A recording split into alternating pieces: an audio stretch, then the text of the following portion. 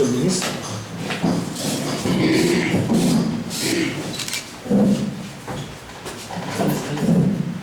je vous remercie d'abord d'avoir accepté de prendre de votre temps pour partager avec nous ce moment que nous consacrons périodiquement à des échanges politiques de fond avec les représentants de la presse locale de Thiès. Je pense que c'est aujourd'hui une tradition établie qui nous donne l'occasion de nous retrouver pour échanger, discuter, partager des opinions sur l'actualité, mais également aborder les différents problèmes du pays, y compris les questions de développement. Et c'est toujours avec plaisir que nous nous retrouvons pour aborder les sujets d'actualité ici.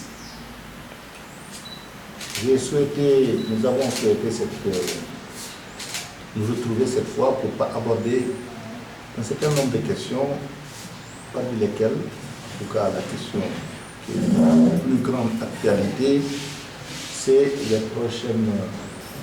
élections pour l'installation du Haut Conseil des collectivités locales.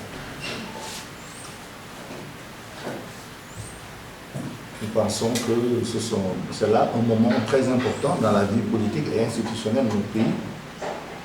parce qu'au terme des différentes consultations électorales qui se sont déroulées entre 2012 et maintenant, avec cette élection, le régime de la majorité actuelle qui est placée sous la direction du président Macky Sall va achever de mettre en place les différents organes de gouvernance du pays. Le président de la République est élu, le gouvernement est installé, les députés sont élus, le Conseil économique et social et environnemental est installé, les différents élus locaux, maires et présidents de conseils départementaux sont installés, et parmi les éléments majeurs de réforme introduits par le président de la République,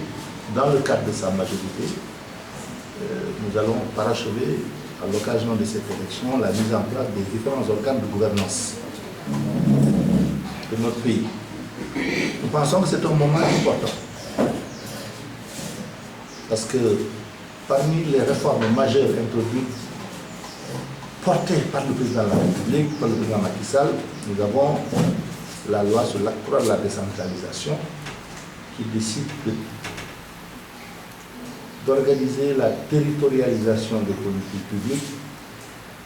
publiques et également de créer les conditions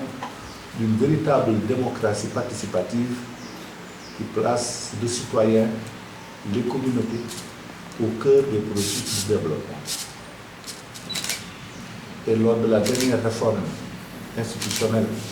sortie du référendum, il a été également question d'une déconcentration plus accrue des pouvoirs politiques dans notre pays, des pouvoirs de manière générale. Et nous considérons que la mise en place de ce Haut Conseil sera l'occasion de mettre en place l'organe qui va permettre de conduire ces réformes, de les approfondir et de faire basculer le pays dans un modèle de démocratie participative où les pouvoirs seront largement partagés, autant au niveau central qu'au niveau de la base. Ces réformes vont permettre de mobiliser davantage de ressources à la base au niveau des collectivités locales et qui seront réinvesties dans le terroir. De même également qu'il est prévu des allocations budgétaires encore beaucoup plus importantes en direction des collectivités locales. Et je pense que c'est là une étape extrêmement importante dans l'approfondissement de notre démocratie, dans la responsabilisation citoyenne et dans la construction d'une démocratie participative qui vient renforcer le modèle de démocratie représentative domaine dans lequel le Sénégal n'a plus absolument rien à prouver aujourd'hui. Et la création, la mise en place de cet organe va être un instrument d'accompagnement de toutes ces réformes, un cadre d'échange, un cadre de partage, un cadre de négociation de nouveaux consensus dans le sens d'un transfert accru des pouvoirs aux collectivités locales,